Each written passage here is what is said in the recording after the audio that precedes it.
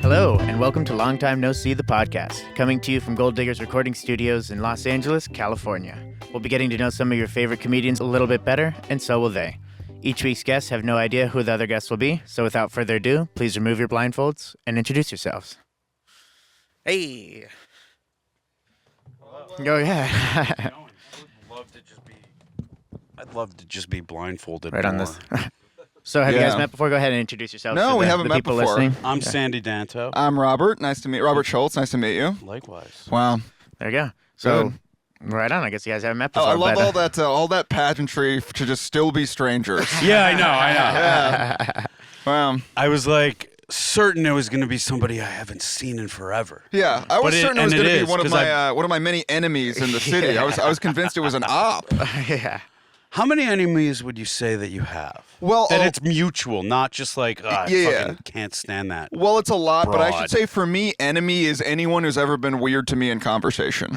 And that's it. Fair. And by weird to me, I mean, that could mean anything. I've gone through a lot of therapy to redefine enemy to me from being that to just, somebody with a mutual disdain. Wow. Yeah. You see, I've gone to no therapy. And that really hit me when the blindfold went on. I'm like, this could be anyone. Oh, my God. What hit me when the blindfold went on is a flashback to doing psychedelic therapy because you put a blindfold on. Wow, nice. How did that go? Oh, it went very well. Nice, Can't you tell how centered I am? Yeah. Led you here today. Well, I got I'm some doing questions. Kegels and meditating at the same time, and you wouldn't even know it.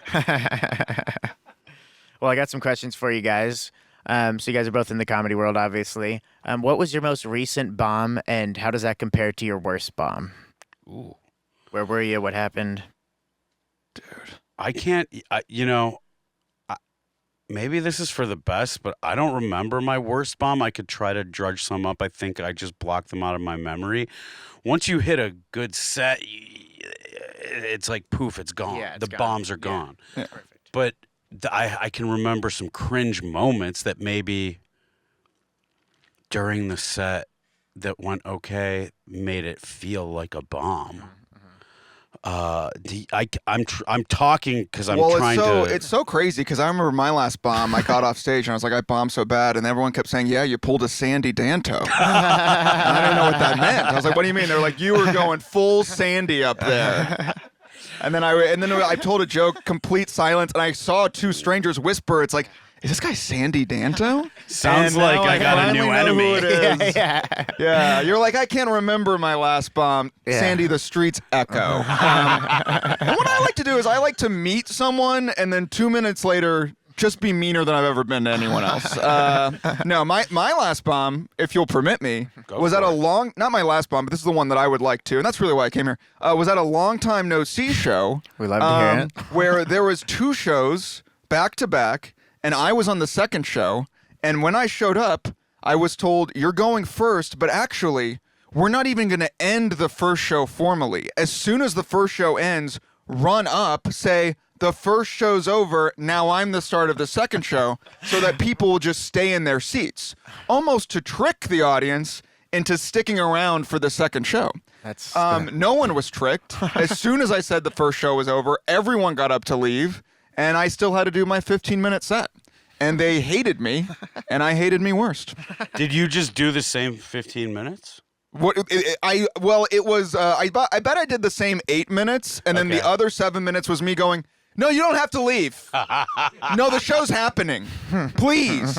And that was a long time. That was a long time no see. Again, would love to come back. Would love to be booked again. It's weird because the formula for doing well usually is begging, barking, and crowd work all at the same time. Yeah. It sounds like. Well, I hear every time comedians will always complain on podcasts. They'll be like, all audiences want to see is crowd work. And in that moment, I tried working the crowd. They hated that. They did not enjoy it at all. I am working on a story that I reluctantly say the R word in, which I hear is back, by the way, so I don't understand what the problem is. But it's about Okay, cut the cameras. What kind of edgelord did you pair me with? It's not an edgelord thing. I grew up being told that my uncle, he grew up in a assisted living home, and we used to go to it's a nonprofit. We used to go to fundraisers, charity events for this nonprofit all the time, and we were told, like, when I started comedy, my mom said, please make fun of our family. Everything's on the table, just don't make fun of the mentally disabled. Mm-hmm. And then when my wife was pregnant with our second kid, we had a genetic test come back abnormal, and I was really freaked out because I thought that my uncle had Down syndrome, and I called my mom for support, and I told her this is especially scary because we have Down syndrome in the family. Mm-hmm. And she's like, what are you talking about? I was like, what are you talking about? and she's like, we don't have Down syndrome in our family. I was like, what about Uncle Stanton? And she's like, he has cerebral palsy. I was like, that's not that is a physical disability. And so I've been tricked this whole time. Not that it's not. Treating people with a physical disability as if it's Down syndrome is wild. It made me think, like, oh, that's why wild. that word's offensive, because we just called anyone with, like, a bad haircut and a limp retarded. Can I say that? Yeah, you may. That's so in the joke, I don't say it until that point. By the way, if you didn't see, when he said the word, I went like this. Just so people know. Just so people know. Yeah. Well, I can say it because I am retarded. Well, yeah. But I said it a bunch of times. There's more jokes in the story, but when I get to that part, the room gets weird, and that felt like a cringe moment. I mean, I've bombed plenty of times. I'm not trying to say that. I just block it out of my mind, because if I'm hung up on all the times that I bombed, how am I going to have the confidence to go? The people that just... When you were doing open mics, I'm sure there were people that you saw, and I had this too, that every time you saw them, they fucking bombed. Yeah. And it wasn't like, oh, bad crowd or in front of all comics. It was just like, you're not good at comedy. Your jokes are bad. Mm-hmm. Nice guy, maybe. Sometimes really mean, but also bombed all the time, which made it even worse. And you're just like rooting for the bomb. But like but then have the most confidence to go back up there and do it every time. And in a way, that's kind of admirable. It's in really a way, admirable. There's like that shows a lot of mental and emotional fortitude. 100%. Because if it was me, I would be like, all right, I'm not cut out for this. Yeah. Well, for me, I bombed a lot back in the past before I cracked the damn code. Before I got it. But I saw The Matrix. I saw The Matrix. I was like, oh, you guys love crowd work and the R word, don't you? And then depending it all on clicked. the crowd. Yeah, and then it all clicked. Yeah. Yeah. But the crazy thing is when people bomb and they don't change anything. I'll see people bomb with the same set, identical. And I'm like, well, aren't you collecting data? What's going on? At least when I would bomb a bunch of times in a row, I'd throw different pitches, you know? Yeah. A different joke. Oh, you don't like that? Well, maybe you'll like this. And they didn't. But at least, I'm mixing it up. 100%. Sometimes I'll have a joke do well, and I'm like, let's see it if it still does well this way. And it doesn't, and I'm like, I'm determined to see if I can get it to do well that way. And then I'm like, maybe just go back to the way it was doing it. The worst is when you tell a joke for the first time and it does okay, and you think, I got one. Mm-hmm. And then you proceed to bomb with that joke 45 consecutive times. Because it's however it goes the first time, I'm convinced that's the real reaction. Mm-hmm. I had that with this bit about finding out my uncle doesn't have Down syndrome. Been trying to get it to work ever since. Yeah. The worst bomb I ever had was I was doing a show with Pauly Shore and his dad in Vegas, and Jamie Kennedy was supposed to co-headline with Pauly, and he had just put out this special called Heckler, where he goes after hecklers and mean commenters online. Yeah. And I had to open the show, and I was wearing a tuxedo printed on t-shirt, much like that one. And I just got fucking heckled the entire time. And I'm a year or two into comedy. I was not prepared for that at that time. Mm-hmm. It wasn't just like heckling. it was a bombardment of people yelling shit out at me the entire 15 minutes. It was probably the first time I ever did 15 minutes. And that fucking sucked. And then Jamie Kennedy canceled. Whoa. So it was just me, Paulie, and his dad, and I think a lot of those people came specifically to heckle Jamie Kennedy. So they took it out on me and the Shore family. Tough. All right, I'll start you off with this next one. If you were headlining a comedy tour with historical figures, who would be on your lineup? So you can feature, headliner, host. I was going to say, if I'm the headliner with historical figures, they're going to have to be pretty shitty historical figures. Yeah. Well, you can also host or, whatever. Like, you're asking if it's my dream team of... Sure. I mean, it can be any. It could be presidents, or it doesn't have to be comedians. Comics. Yeah, Oh, It could be historical. Yeah. Like, yeah. Okay. Got a lot of Cleopatra and Jesus lately. The green room would suck, but obviously Trump is the most hilarious president of all time. It'd probably be like Trump, George W. Bush, Dan Quayle. These are all the funniest historic. I guess if you broaden out the scope of historical figures, it doesn't have to be American presidents. There's a lot of. There's more. There's more. There's There's more gotta be like- people that affected history. Like 3 to 6 people at least outside of the American president. So you go, and then I'm gonna recant. That. I throw Napoleon up there. I throw Napoleon up there as a feature. I think it'd be fun to give him the light. And then I'd be able to. He would run the light. He would definitely run the light, but then I'd be able to kind of. I feel like there'd be a lot of opportunities for obviously very hacky height jokes, French jokes. Yes. The audience would be on my side. So Napoleon would definitely be there. Who else? Who else? Don't cut any of this out, by the way. We won't. Yeah. I think you gotta have Cleopatra because you need a confident woman to bring the room up. Oh, yeah. Yeah. She'd be a good, interesting hang in the green room. That's where my mind goes. I'm gonna The say, show I say wanted this, to Sandy, be not in a good. rude way. I can't imagine you having a good hang with Cleopatra. I'm eyeballing it. I don't think you would have much in I can common have with a good Cleopatra. hang with just about anybody. I don't think Trump and Cleopatra would get along. They definitely But would not. I think Trump and Cleopatra would get along better than Sandy and Cleopatra. I think Trump would just be trying to fuck Cleopatra. Yeah. But also you have to understand if anything, Cleopatra would have a lot in common with Trump because at the end of the day, she's just like a powerful kind of figure who wants to accumulate power. I feel like they would have a lot to talk about. Also, they've both been very rich. I think they would both come to a mutual understanding of some kind of business arrangement. Yeah. And Sort of like live golf with the Egyptians. And you. And me. And yes. you'd be there too. Yeah. I'd be like, well, what's in it for me, guys? What's in it for me? Trump and Cleopatra are closing a deal for a new live golf. Yes. And you're like, what piece of the pie does Sandy get? Yeah, can I be one of the color commentators? Yeah.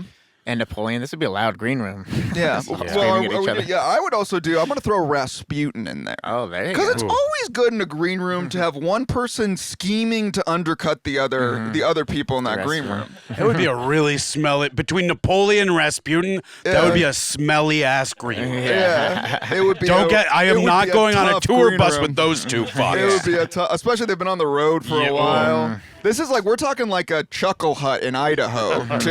Yeah, it's a one-nighter. Yeah. And I'm just gonna hang outside the venue. Yeah, Guys. Rasputin's trying to turn me and Napoleon against each other. I think that'd be good. I think that's a good energy. There you go. Not bad. If when you died, you got put into a room for eternity filled with people who died the same way, how would you want to die? So if you died in a car crash, you'd be in a room full of people who died in car crashes, et cetera, et cetera. I mean, for me, it's gotta be overdose on heroin because all my favorite musicians overdosed on heroin. Exactly. Although Jim Morrison, I feel like would be so annoying. A lot of the people I enjoy their work, I have to imagine they suck to be around. I think that's 100% true. Because a lot of people, everyone's kind of a madman. Because to me, it's like, that's a different question. Because there's a lot of people I like, a lot of entertainers I like who, committed suicide. But it's like, I don't want to be in a room full of people who, all did that, because that's not really the vibe I'd want in an afterlife scenario. Yeah, fucking bummer. It's a bit of a bummer. I also Although maybe once they have gotten to the afterlife, they're like, yes, feel the relief. This is what I'm at home now. I get in a room with a bunch of people who committed suicide to discover that suicide works, apparently. It fixes everything. Suicide is the answer. They're all like, wow, this was great. Aren't you glad you did this? Also, heroin overdose, good way to go. I mean, if you want to make it fun and pain-free, which is what I'm all about in life. You're all about a fun and pain-free way to end it all. Yeah, or to continue. If there was a fun and pain-free way to continue it all, I would do that first. Yeah, try that. Give that a go. Maybe assassination would be good. Oh, there you go. Because then you're dealing with a bunch of people who, generally speaking, are at the top of their game. So they kind of went out like... Because if you do old age, it's a bunch of old people. But if it's assassination, you're dealing with, A, figures who are significant enough to be assassinated, and B, interesting people. Because when boring people get assassinated, that's just called murder, and no one really cares. I was trying to figure, when I was younger, in high school... history class, I was like, why don't they just say murdered? Why is it assassinated? And it occurred to me, it's like, your level of fame. Yeah. You have to be on a stage. I think that's... You have to be... Well, you have to be successful. So who are we talking about here? John F. Kennedy, Franz Ferdinand, like Lincoln. Who else? Lincoln. I guess those all on paper seem like good enough. Yeah. hands. Which one? I think, was it Garfield? Rasputin. President Garfield? Rasputin got assassinated. Yeah, he would be there. Oh, that's true, yeah. He would be there. Didn't they chop his head and his penis off? They tried killing him a bunch of times, and he kept weirdly being alive still. I'm in the assassination room, and like Rasputin's like, "How man, crazy that we all got our penises chopped off, right?" And me and RFK are like, "Yeah, dude, that was just you." That's the difference. Yeah. Murder is murder, but assassination involves getting your penis chopped off as well. That's yeah. But yeah, it would be that would be a good crew. I'm not to be. I mean, look, I'm not to be loop you into my self-deprecation. I feel like if you and I got killed, that's murder. For sure. I think at this point, we'll see how well this. If you don't have a Wikipedia page, it's murder. It's murder. Unless you get your penis cut off. Yeah. Then it's assassination. Then it's assassination. Yeah. And again, you also have to be at your height, because it's like if someone killed Jimmy Carter now. You know, Right. It's like that's not really assassination anymore. Is he alive? He just died. I think he's just died, yeah. So Assassination? especially Of would not be natural causes? assassination because he's already dead. Natural already causes dead. of being 100. Yeah. Well, yeah. Then for sure, if someone assassinated Jimmy Carter now, it wouldn't even make the news. Yeah, I would not be considered an assassination. Yeah. And I'm okay with that. Yeah. Fame when I got into this seemed very appealing. Fame now just seems like you spend too much time on your phone. Yeah. Which I do already. I don't need to spend more time on my phone. Right. Keeping in the same vein here, if you could see any statistic about your life when you died, what would it be? So how many steps you walked, how many beers you drank, something like that. I would like to know, I don't know if this is a statistic, what the difference between my mental acuity and my organ functions and brain function would be if I had never done any drugs or drank. That, I don't, like, what's the box score Sounds kind of like on a my bummer. drug use? Well, I would like to see the stats of my drug use and my drinking, but also what the contrast would be if none of that took place. I would like to see the statistics of number of times I gossiped or talked shit on other people related, and then juxtaposed to the stats of how often those people talk shit on me. So I'd want a ratio. You know what I mean? Yeah. I do. I do. And I want years attached to it. Because, like, you know what I mean? Like, I want to know, like, how often I talked about, like, someone from, like, my college improv team, and I mean that in a cool way, versus how many times they talked about me. Well, you're going to be at a disadvantage because that's a lot of people that get to talk about you, but it's only one person talking. No, but it would be on an individual to individual basis. I see, Let's say like there was someone in middle Stats school line up. Yeah, who I yeah. didn't like, for example. How often did they kind of dominate my thoughts relative to them, you know? I like that, but with X's. That counts. Like head-to-head comparisons with, like, how affected you are by your ex compared to how Which they is why are I would affected by you. I would want years attached, because like post breakup, how many times was their name in my mouth versus the other way around? Because then you just be able to see it. I would also like to know how many times they thought about me during sex with other partners. Nice. Actually, maybe I don't want to know that. Yeah. It could be 0. confidence building, or it could be deflating. Right on. If your voice popped into the heads of everyone on Earth, what would you say? I would tell them all to buy a stock that I just bought so that it would go up. Nice. There you go. Sorry, I'm making money moves. Yeah. Sorry, if you give me omnipotent power like that, I'm on the come up.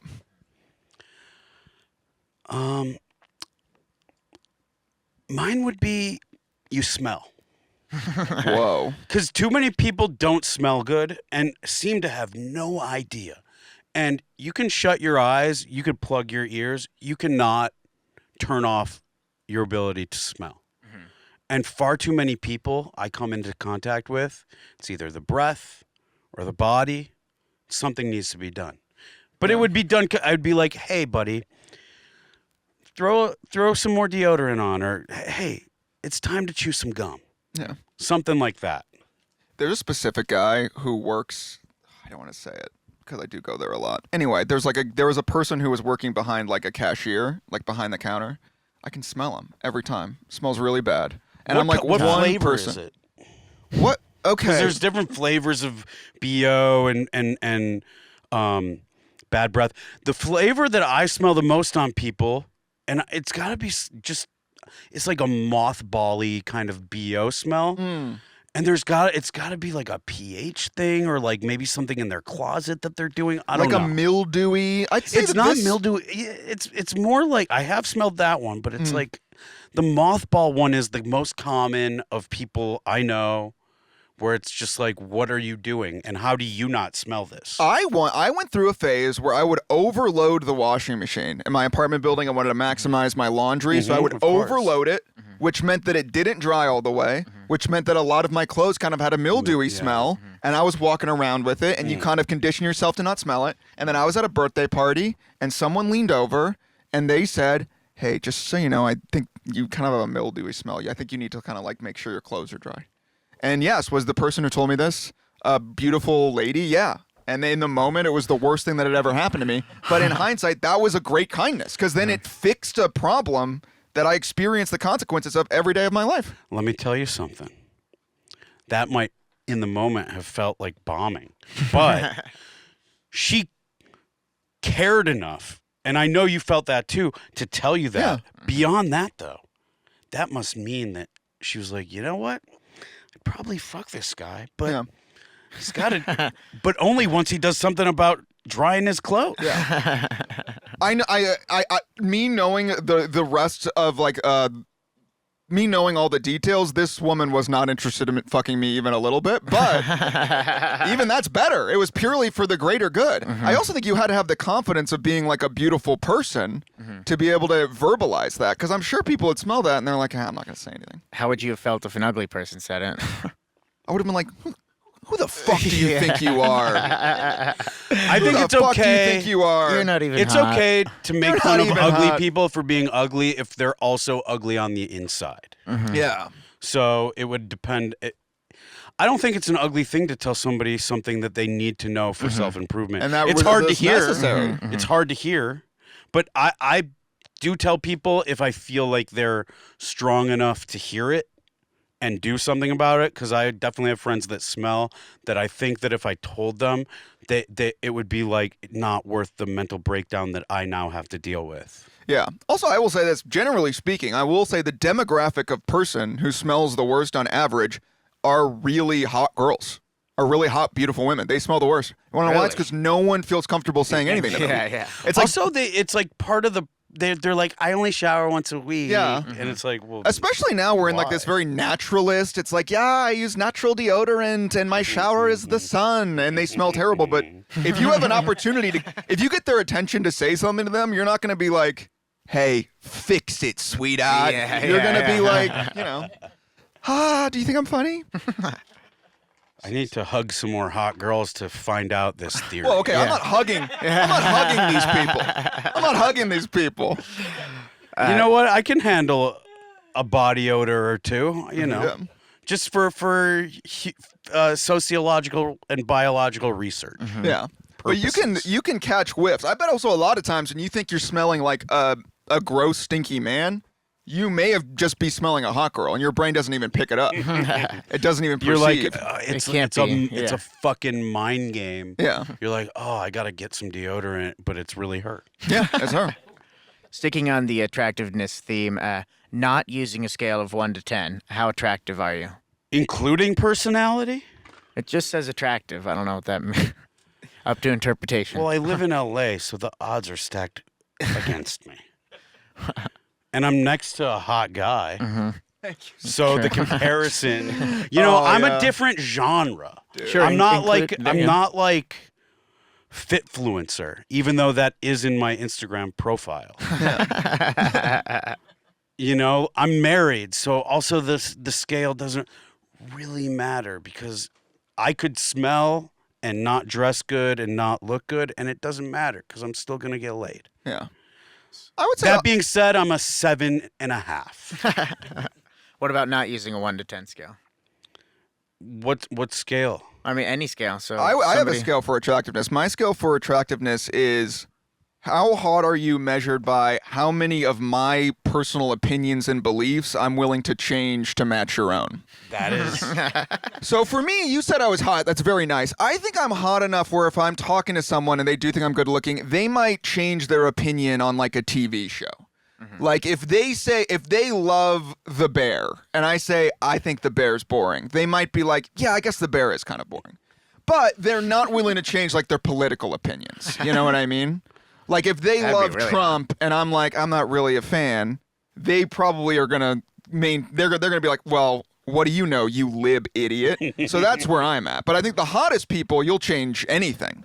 A truly gorgeous person, you'll change your politics. I went on a date. I met this girl at Cantor's years ago, and I was like, let me get your number. Let's go out on a date.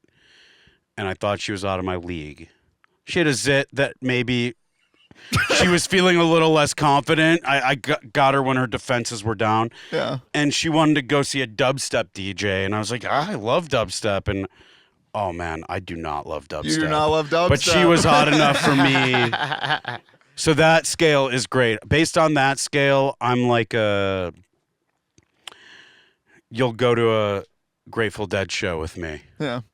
and pretend like you're into it. A truly ugly person. But you really aren't. And when we are no longer together, you're definitely never listening to it. A truly ugly person, you'll do the opposite. You'll change your beliefs just so you're not on the so same you're less page. associated with them. Yeah. Like if you hate Trump and you meet an ugly person who also hates Trump, you're like, yeah. I'm But what actually about gonna buy his a gun and move to Texas? economic policies in the Yeah, first term? well, what about the free market? You don't know what tariffs are, and neither do I. I think that's not what I believe. He's I have just perfect taco. politics. He's taco. You don't get it because Yeah. it's taco. Taco Gate. Who is That'll your, age well. who is your celebrity crush, and what would your opening line with them be? Shit. Right now, I don't really have a celebrity crush. Sorry, I'm just unplugged. You know, I'm out in nature, I'm out and about. But my first celebrity crush, my big one, was I was a white kid when I was a kid, so I loved the show Friends. And Rachel Green on Friends. Not Jennifer Aniston, Rachel Green was my first celebrity crush. So I guess my pickup line would be something like, Ross Geller's a little bitch. And that would kill in the Friends universe, so. So your crush is Rachel, not Jennifer. Is not Aniston. Jennifer Got Aniston. it. It's specifically The Rachel. fictional And again, this is not my character. current crush. Got Now I it. love cool TV shows that everyone loves. My crush is like, you know, like one of the people on Severance or something. But back then, My crush is Janice from Dr. Teeth and Mayhem on the Muppets. yes. I don't know. She just had like a aloof sort of like hot chick vibe. Yeah. You know, I feel like she'd be a lot of fun in the sack, cool to hang out with after. You know? Yeah. She'd be a lot of fun in the sack. I mean, for one thing, she has no lower body. That's fun as fuck. Pretty cool. Less I gotta worry. For one thing, she's controlled by a team of talented puppeteers. That's So wild. technically, every time it's an orgy. Every time it's an orgy. Not too shabby. Also, I'm sure like the same person who voices her voices Animal, voices Fozzie Bear. So afterwards, you can kind of Frank get Oz. you can get the whole gang involved. There you go. I think I would, in that note, I would obviously go Miss Piggy. But then also, if my confidence starts to wane during the act, I could have Frank Oz switch to Yoda to kind of give me a pep talk, There you go. help me find my inner strength. And I'm like, all right, now we're back. What was the worst fad you guys were into? Skinny jeans was a bad one, but I feel like I have a worse one. How long were you in skinny jeans for? Was that like a couple of months or was that like a couple of years? It was 08. I was resistant for a few years. It was 08 until... The thing is, people that are still wearing skinny jeans, why? You don't have to... Nobody was like, oh, finally, these are so comfortable. I had a pair of sweatpants that looked like skinny jeans. Like jeggings? Or? Yeah, I remember the yeah, jeggings. yeah. They're from Uniqlo. They were just like denim-looking sweatpants. And I was like, Sandy, I'm sorry, but it is just so funny to see someone wearing sunglasses inside and alligator boots being like, what was I thinking with those skinny jeans? What was I doing? I was dressed like some kind of weird guy. I love the look. I love the look. Thank you. I do know, love the I look know. sincerely. But I am just... the box score of times you've talked shit about me versus I'm me so talking sorry. shit I'm about so you sorry. I'm sorry. And that was is the now math 4 I to was doing. 0. No, it's That okay. was the I math I love was it. doing. I invite Yeah. it. Yeah, I I'm love it. inviting it. I don't love it, so don't. I can dish it out. I cannot take it. Don't you dare say anything about me. No. In roast battles, I just take it. I'm like a bottom for roast battles. Yeah. Skinny jeans. I mean, it was just a fucking pain in the ass. You can't bring anything with you. Yeah. They didn't. You look at pictures of people in skinny jeans from like the mid 2010s, and you're like, that doesn't even look good. Yeah. And people are still doing it.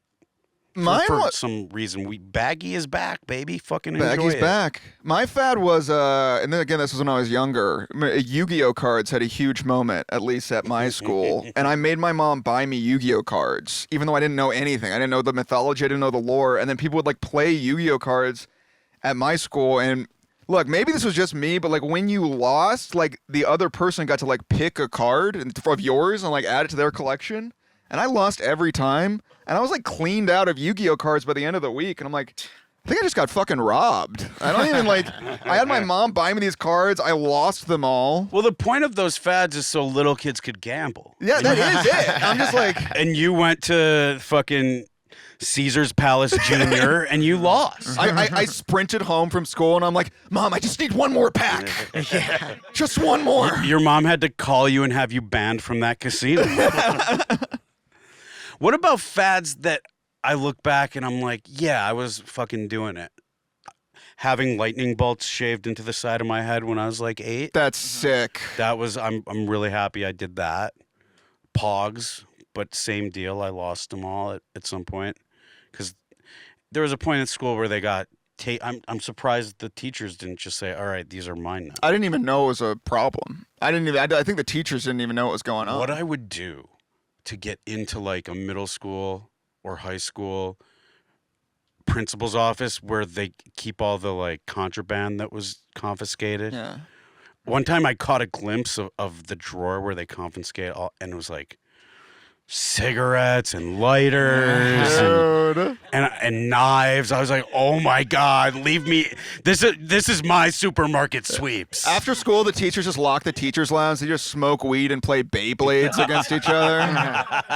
God. They have throwing stars they're just chucking at the wall. So sort of in that vein, you meet your 13-year-old self, but you can only tell them 3 words. What would you say and why? Don't smoke weed. I made smoking weed my whole personality from the age of 12 to 26. You would think that it's carried on to this day based on looking at me. But I feel like it really fucking held me back in life. Not that this is a funny... I should have said something funny. No, most of them are like but inspiring. And I think about this all the time. Because and if I had more to say, it would be like, just get pussy. Because there were so many times in high school and college, I'd be alone with the girl I was interested in, but I'd be too high. Like, when I get high, I fucking question myself. I'm not as confident. I just think like the side of my brain kicks in where it's like, don't make a move. You're going to embarrass yourself. There's nothing worse than embarrassing yourself. And then I wouldn't fucking make a move. And I find out later from her friends, like, I fucked it up by not making a move. So that's why, it has nothing to do with my mind or body developing poorly from smoking weed before my brain or body was fully developed. It has everything to do with regrets about pussy. Well, hearing that, I'm almost like I should say, please smoke weed, because I was wound too tight. I think if I loosened I thought you were up gonna a say little because bit, I got too much pussy. I was biting them off. I was like, Get come less on, pussy. Yeah. Oh man, I might say parents divorce you. Because I wanted to maybe kind of implant in my head that my parents' divorce was my fault. Now, I know my parents did not get divorced, but my 13-year-old self didn't know that. So that's kind of fun. Maybe kind of give me a little mission, keep my parents together. I also would say no student loans. That would have been huge. Yeah. I can't believe it. There's really no point to undergrad unless you know exactly what you want to do before. Well, unless you want to like be a lawyer or a surgeon or something where you need to know stuff. Surgeon, self-taught. Yeah, I heard you on the phone when I walked in, and I just heard you say, lost another one. And I wonder what Can't win them all. Can't win them all. See, that's why you got to get the bombing stuff out of your head. Yeah. Man, On to the next. I took out student loans to get like a poli-sci degree. What am I doing? Well, for what? To I be think I owe them. I have a missed call from them today. Did you get a lab coat with your poli-science degree? Yeah, I got the tools to fix it all, to fix everything. What do you guys think everyone should try at least once? Mushrooms. Most common answer there, yeah. Really? Yeah.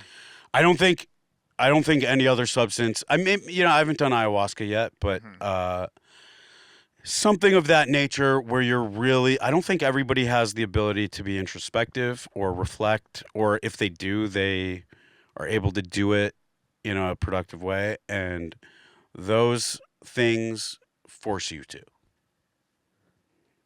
Nice. And I started doing them when I was 12.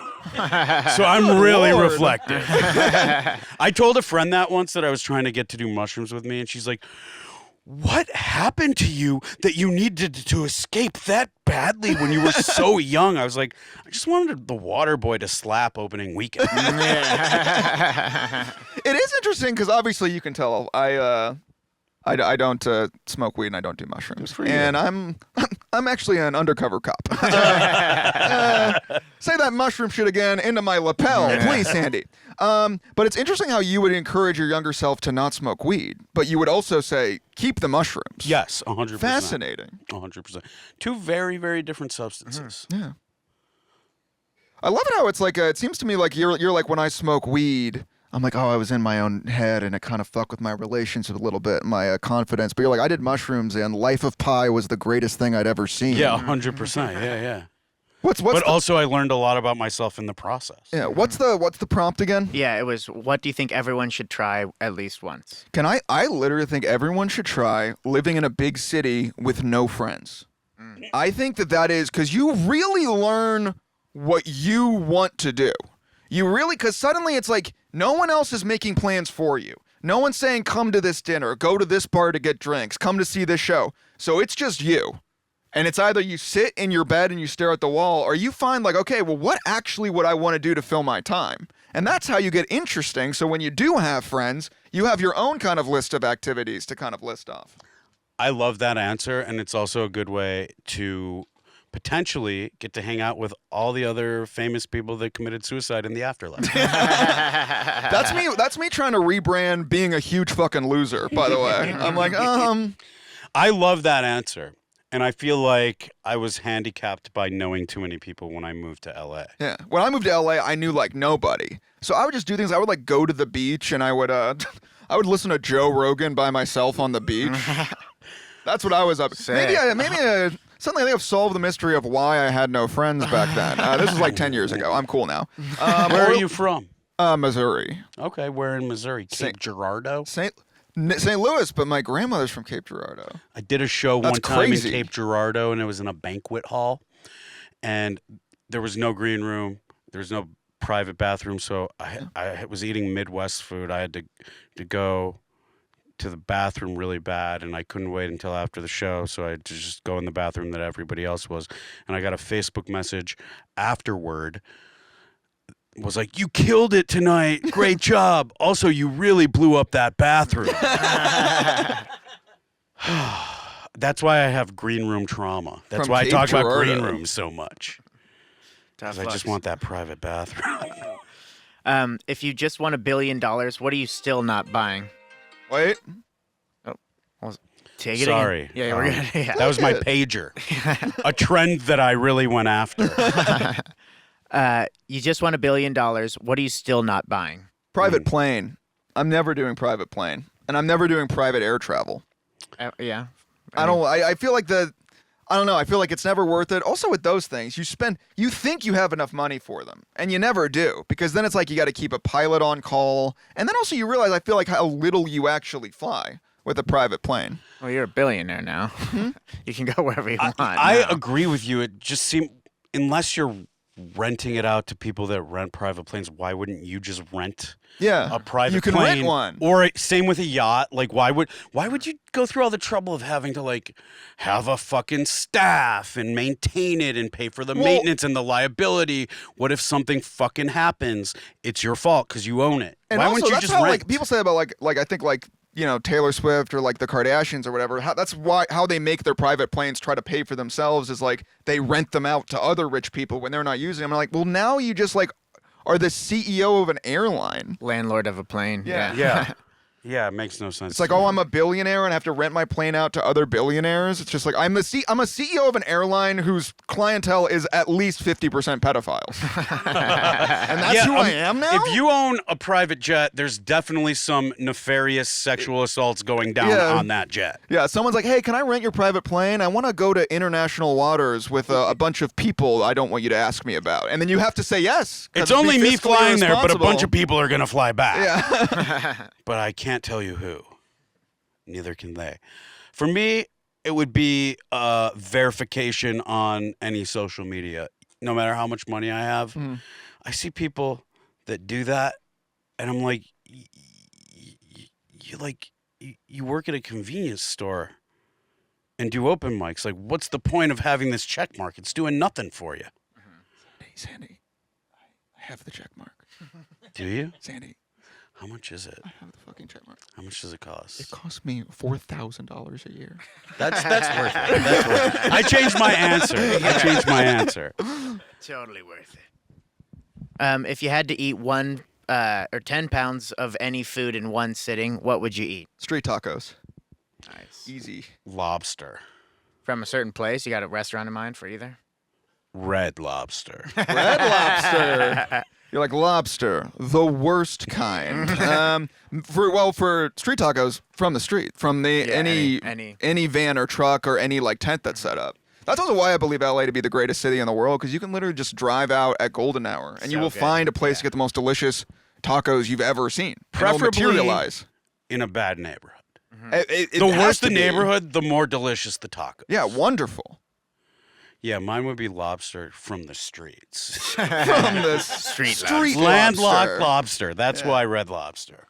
Do you guys have any useless talents? I can draw Batman's head. What version of Batman? Just I guess it would be probably closest to like the Batman the animated series version of Batman, but I can draw his head. from a side angle. Yeah. And it looks like Batman. Nice. How long does it take? Huh? How long does it take? You could probably do it in like 25 seconds. Okay, nice. I thought you were Whoa, gonna say that's the 25 real minutes. tell. Speed drawing accurate Batman. Head, just the head. I can't do the torso. I legitimately can't do the torso, and I can't figure out arms. I think you gotta rebrand as the comic that accurately draws Draws Batman's head in Batman, that's 25 kind of my seconds. thing. And then see how many less seconds you can get it down to. I'm bombing. I'm like bombing in the middle of a headlining set. I'm like, you guys think I'm an unfunny comedian? Well, get a load of this. And then Someone you give just me have a pad on an easel and you're just like, And then I watch a bunch of people go, oh, that does kind of look like Batman. Yeah. And then right back to bombing. Thank right you. back. Yeah. I can shoot bubbles off my tongue if I have the right saliva. What do you mean by right saliva? It's like my mouth has to be kind of dry, but not too dry. It's like a sticky kind of saliva so that the bubbles form and then they can be strong enough to withstand my breath blowing them off my tongue ever so gently. So that they kind of like float out of your mouth, or is it like Yes, bubble they gum? flow out of my mouth, yes. I'm trying to see if I can. Oh, there you go. Whoa. Hold on. I don't have the right kind of saliva, but hold on.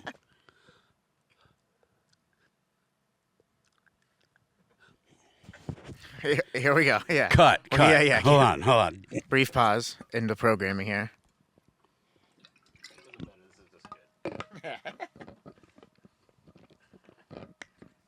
Oh, I could do this too.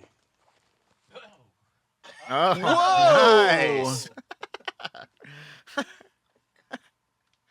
Pretty fun. I think I could probably do a whole stand-up set while doing this, but my timing would be a little bit off. How much longer is the Don't get podcast tired? supposed to go? Yeah.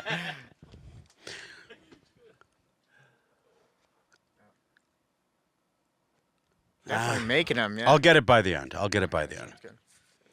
What is one thing people would not I believe? bombed is on true the about- podcast because I didn't have the right saliva. No, I was in awe. I was in That was awe. awesome. That wasn't me being like. I was just like, that's. I was fucking impressed you could cool. even make 'em. That's cool.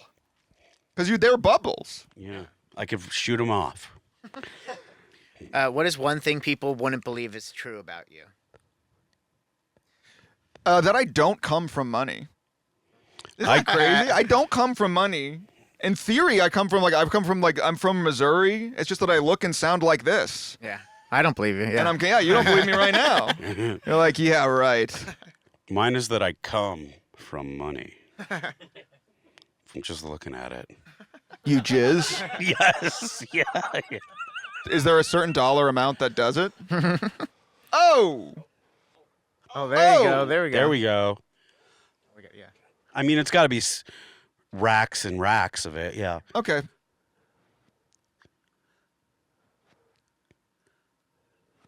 Yeah. You missed it. Mine is that my full name is Sandy. It's not short for Yeah. anything? It's not short for anything. My parents just love adjectives. I'm the oldest of four. We're all adjectives. My real name, my first name's Earl. Really? Like Cape Girardeau. Earl. You're like a duke. That's what I'm like a Missouri Earl. Missouri Earl. That's what I'm trying to say. You should Like another I'm rebrand. Earl. Missouri Earl. I'm Earl like my name is Earl. But people, they're like, ho, like a duke who would cut a peasant's head off for no reason. No. I'm a man of the people. Got it. I'm a man of the Got it. people. I know. I've been thinking that of you from the moment you came in and ripped into me He said, who is this blue collar, salt of the earth man? with perfectly shaped eyebrows. Thank you. They are. You Freaky Friday into the president for 24 hours starting right now. What would you do? Wait, say that again. You Freaky Friday into the president's body. I'm just picturing we see 24 hours, President what Trump would call you a do? press conference just to be like, yeah. Blow bubbles with your I tongue. can do it. I can do it. Yeah. I can do The it. best people. bubbles. The best bubble. Incredible bubbles. You know what's interesting? In President Trump's first term, I feel like 3 people had Trump impressions. And during his second term, it seems like the nation, everyone's got a Everyone can Trump. do it, yeah. Everyone's got it. It used to be like 4 people had Trump. I Anyway. can do a lot of people. I cannot do a good Trump. I don't know. Maybe it's just a block. I don't want to like when I do an impression of somebody, I have their voice in my head. Yeah. I don't want. That being said, if I got to Freaky Friday body switch with him, that'd be the best.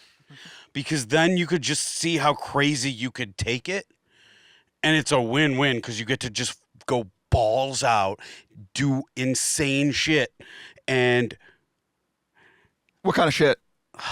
like fucking take your dick out at a press conference, like hit golf balls into Air Force One, say shit to see how far you could get your followers to follow. You know how you're talking about your scale of hotness being the crazier shit you do, and people are just like, yeah, I agree. He is if that's the case, he is the hottest man to ever live.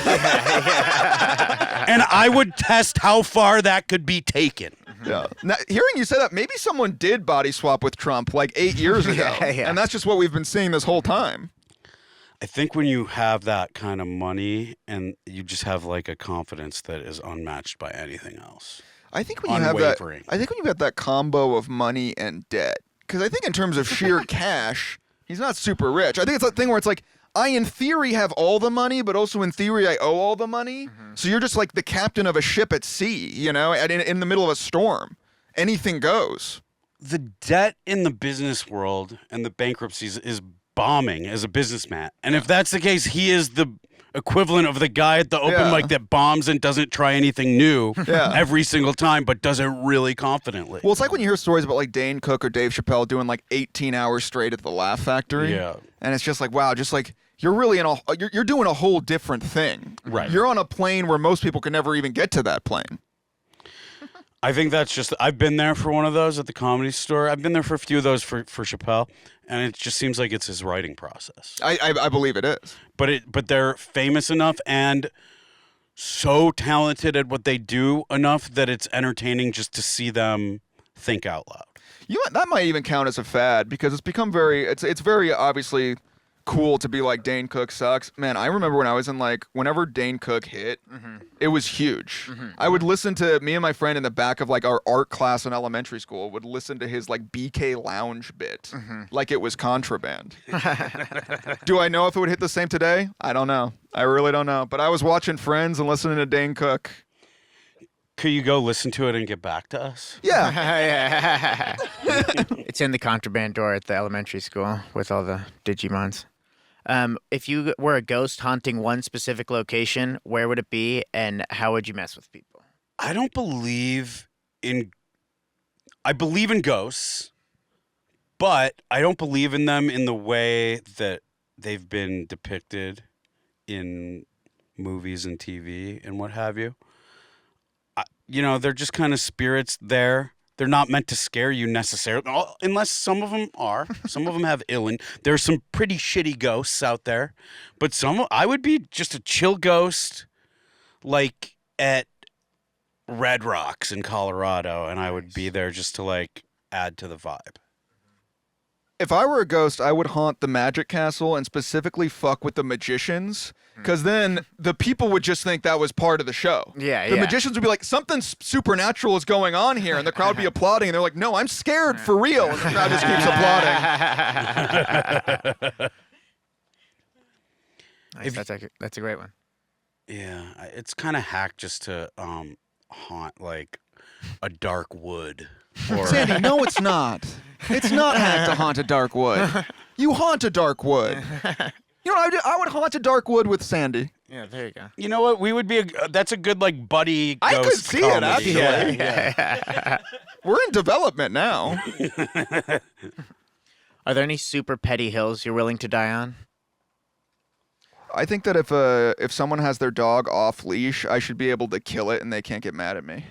Because clearly that's what they want. If someone has their dog off leash, what they want is their dog to die and have it not be their fault. I've never understood that. It's not safe for the dog. I agree with you more. It's not safe. It does nothing. It has no value beyond them trying to like aura farm with their dog's life. So fine, I'll just kill it and then you can't get mad. I don't want to kill dogs, but I do want to humble these people, and apparently. I was about to say that apparently that's the only thing that would humble them, but I feel like if you have your dog off leash, you had to have lost like 8 dogs that way, and you just don't care. Let's take it even further. People that don't put their kids in car seats. Kill the kid? Me trying to riff like, yeah, kill the kid. Yeah, that's cool. On my private jet. Bring those kids on my private jet. I do have a lot of these. I'm just having trouble thinking of what they are. I love that. I really can't stand that either. I can't stand it. It's so obnoxious. It's like, we get it. You trust your dog.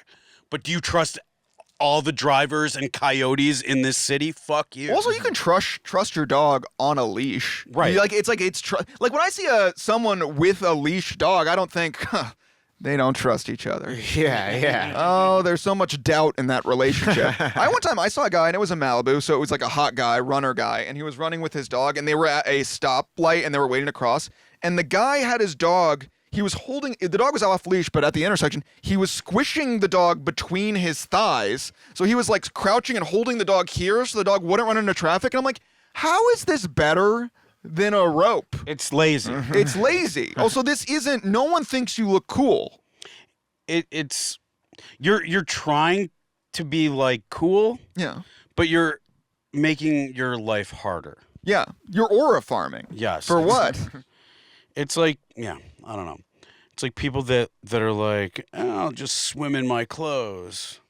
I don't need to bring a bathing suit. I'll just swim, and then you just got to be wet for a while. It's not like that at all. Well, my petty hill is, if a show is pitched to you, you got to watch it. It's really good. It takes like a few episodes to get into. A few episodes are really slow, but then it gets really good. It's not a good show. If it takes a few episodes of it not being good, I heard someone. It's not good. I heard someone say this. They go, yeah, I mean, I'm on season 2, episode 5 of The Bear, and I don't know, it's kind of challenging to watch, but I think I like it. You don't like it. And also, I haven't seen The Bear. A lot of people like it. The Bear doesn't need you. Just say you don't like it. The thing the thing I like about shows that don't just get fucking pooped out in its entirety of the series at once is that there's like a cultural conversation about it, but it does create that like group think.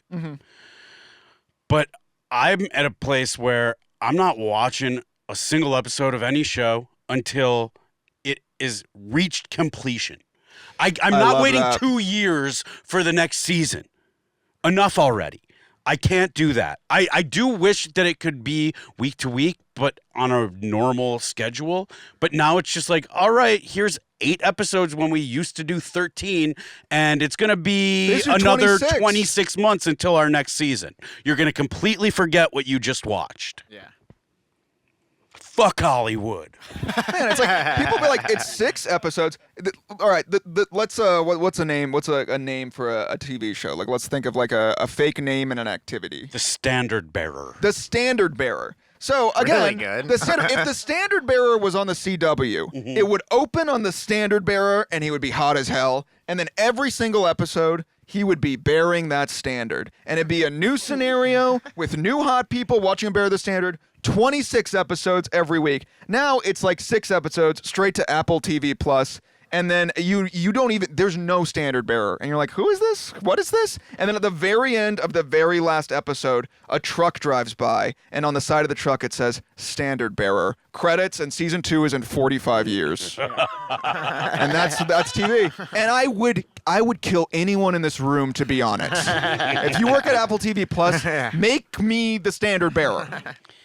One of my closest friends works at Apple TV Plus, and I've asked him to be in the standard bearer, but no friendship can get you in at Apple TV Plus. No. You got to sign an NDA just to know somebody that works there. And then do you know that for Apple TV Plus, they cast 2 actors for every single role, and then both actors show up, and they put a knife in the middle of the 2 of them, and they say, who wants it more? Yeah. And that's Who wants to meet Steve Jobs? Who wants to meet Steve Jobs? Who wants to be friends with Ted Lasso real bad? Is that Apple TV Plus, or is that Prime? Yeah, that's fine. Thank God. I was worried. I was worried you guys didn't think I knew what was going on in this town. Oh, there we go. Send that to your friend at Apple TV Plus. Yes. What if There's for your audition The tape. bubble blower. what if Yeah, for your This petty fall. grievances you were like, my petty grievance, when you meet someone for the first time on a podcast and they immediately start roasting you without establishing a dynamic where that's appropriate, maybe that's a petty grievance. I think my vibe just invites deprecation, and I'm okay with that. No, I'm sorry. Don't be. I'm so sorry. Don't be. We're comics. I'm so sorry. There should be a level of understanding. I'm just not like a roasty sort of. little Can I be guy. honest, Sandy? Neither am I. I don't know what's happened to me. I don't know what's happened. After everything, in your head, you're like, wow, why would he say that? And I'm over here like, why did I say that? No, in my head, I'm like, oh, this guy must have done roast battle for a while. Oh, I did it once. I bombed so badly. I'm terrible. I don't know what's gotten into me. I used to do it as characters because I just can't bring myself to shit on people like that. That's awesome. It just lives in my mind without a punchline. I'm so sorry. No, it's okay. So we'll go ahead and end on this one, guys. What change improved your life so much that you wish you did it earlier? Ooh, I got a lot of these. Go for it. First and foremost, high fiber diet. I eat a lot of fiber, but I also take a week's worth of fiber supplements every day. And I think we're all just afraid of farting and pooping, but it just streamlines the process and makes it so much better. And fiber is really good for you in a variety of ways. And I'm not being paid by the fiber lobby to say this. And I have been paid by the fiber lobby, so I'm saying a high fiber diet. Yeah. Now, what change did I make that I enjoy? I would say what I've made is I've made this change where I've decided to stop performing taste across the board. Because I think this happens to everyone whenever you get into a groupthink setting. You kind of you find yourself very subtly changing small opinions to match the people around you, or changing small things about yourself to fit in with the people around you. And I think you realize over time, it's even if it's something as silly as I am going to pretend I like this show when I really don't. It's that's actually, you're slowly disconnecting yourself from the things that make you happy. And it's little decisions every day. So I think just deciding to be honest with yourself about what you like, which also allows you to be honest with yourself about what's not for you. And then that kind of simplifies your path a little bit. You're also devaluing yourself and taking away what makes you you. Yeah. Liking Bridgerton does not make me me. Yeah. It's the opposite of that. Yeah. But if you sincerely like Bridgerton and you're like, oh, everyone says I don't like Bridgerton. Okay, I don't like Bridgerton. Then now you're denying yourself something you do enjoy, and then that extends to the music you listen to in your car. What car do you drive? Who's in the car with you? I agree with you, but I will say this. Tastes change, or sometimes shows, music, any kind of discourse can hit you at the right time in life where you didn't think it was ever going to be for you. And you're like, oh, I get it now. I really like this. That's happened to me a bunch. But I've suffered from that too, where I've told myself so much where when you talk about taste changing, we're I don't like this thing because I watched it when I was a kid and it wasn't for me. Or I read it when I was a kid and it wasn't for me. And then it becomes for me, but I've already written it off in my brain. You know what I mean? I'm well, that's not the sort of thing I like. And then I'm no, I like it. You know what I saw? I saw the new Wes Anderson movie. Yeah. I liked it. It's funny that you say that because I wrote him. I'm it's just the same movie every time. That's what I thought. And then I saw it and I was looks great. pretty I good. don't need to watch the same story with the same Yeah. damaged characters doing the same things every time. I thought it was twee bullshit. So Yeah, this is yeah, what was in same- my yes. head. And then you know what? I saw the Phoenician Scheme, and I was laughing. I thought this was pretty funny. I thought it was Which good. Wes Anderson movie did you stop at, along the way? But it's not like I ever kept up. That's the thing. It's I think I saw. No, but which ones were you all right, enough of this? But this is where I'm gonna out myself as a real idiot. It's a lot of times I wouldn't even watch them. I just see the trailer and I'd roll my eyes. I'd be oh yeah, for whom? And then I watched Phoenician Scheme and I was for moi. That's And this is sponsored by Fiber and the Phoenician Scheme. Yeah. But no, but my thing is I think that also when I was a kid, those movies legitimately weren't for me. You know what I mean? I was seeing Iron Man and The Dark Knight in theaters. No, I don't know that Wes Anderson, that Moonrise Kingdom was hitting me. But then, you grow up a little bit. You're in a different place in your life and, you watch the Phoenician scheme at Century City, and you're like, maybe this is who I am. Just wait till you see Rushmore. I saw Rushmore. It's good, right? Yeah. Now cut the cameras. I'll tell you what I really think. I liked Rushmore. I was baiting you into doing that. And you fell for it. All right, Fiber, and be honest with yourself. You heard it here first, guys. Thank you so much for doing it. Where can the people find you out there? Instagram, YouTube, podcast? I'm going to give you my home address. At Sandy Danto on all things. Great. And he doesn't. I've been living at Sandy's home address. I've been in his crawl space, and he doesn't know. This whole time, we have a really nice guest room. I know. You can find me at _Robert Schultz. I also have my podcast, the Young Old Podcast, which I host with my fiance and her sister. Young Old Podcast. Oh, congratulations. And I'm old. Perfect. What's the age gap? Me and my fiance are both 30. Although, Oh, got Yeah. it. Got it. Okay. although I'm like a white guy who doesn't wear sunscreen, so it probably looks like a bigger age gap than it is. But then her younger sister is 7 years younger. So it's the Gen Z millennial Got it. divide. Love it. Check it out, guys. Thank you gonna both check so it much. out. Thank you so much.